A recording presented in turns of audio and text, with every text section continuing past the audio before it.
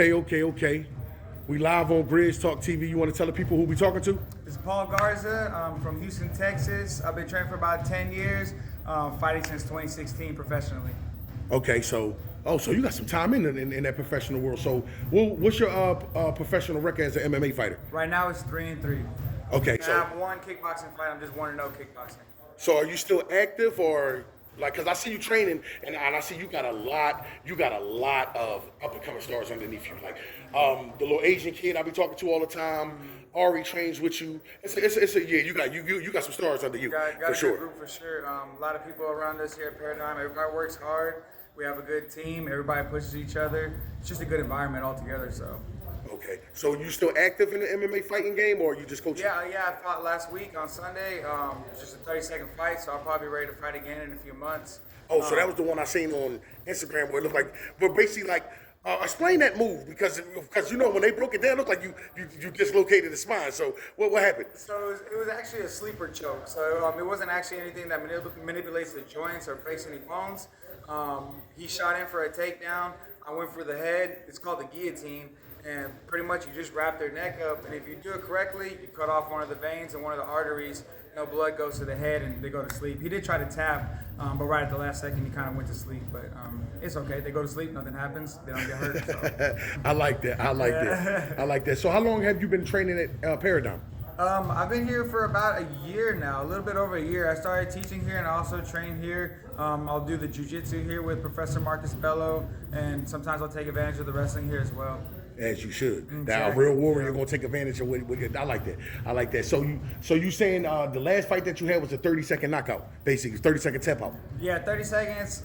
Rocked him. He tried to take me down, choked him out. It was like 31 seconds. So we definitely looking forward to seeing you fighting again. That's right. Okay, I like that. So okay, my thing is, what made you get into MMA? Like, what made that become like?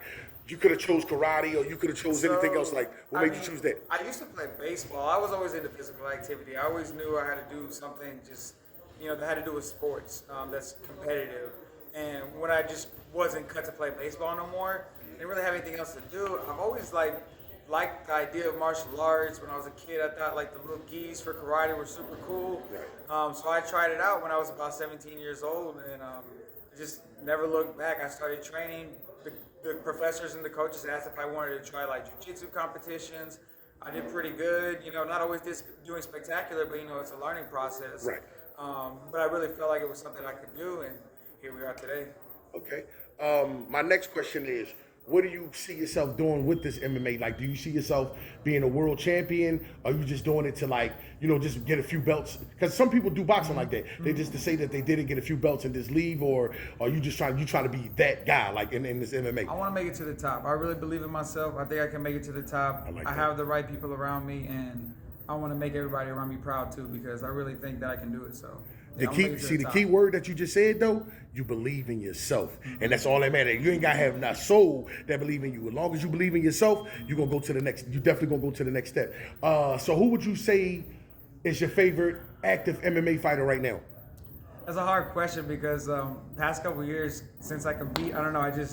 I'm not into it like I was whenever I first started. I did have all my favorite fighters and stuff like that. I don't really have that as much. I want to beat all their asses. It is what it is. You know what I mean? I do want to be the best. It's hard for me to look at them like that. I'll look at the people that are good, and I'll take things from them for sure because they're good. You know what I mean? Right. I want to see what they're doing and why they're there.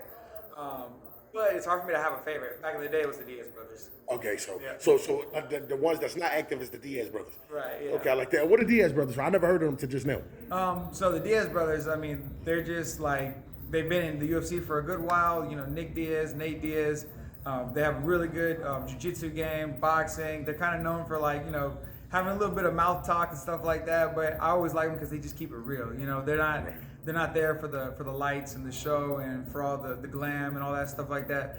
They're there to get paid and to do their job, and I kind of respect that. All right, I want to go back to what you just said, and I want everybody who's watching this interview to really pay attention to this. Did you hear what he said when he said, I don't have a favorite right now because I could beat all their asses. I go back and take out what they doing and makes it to mine to see.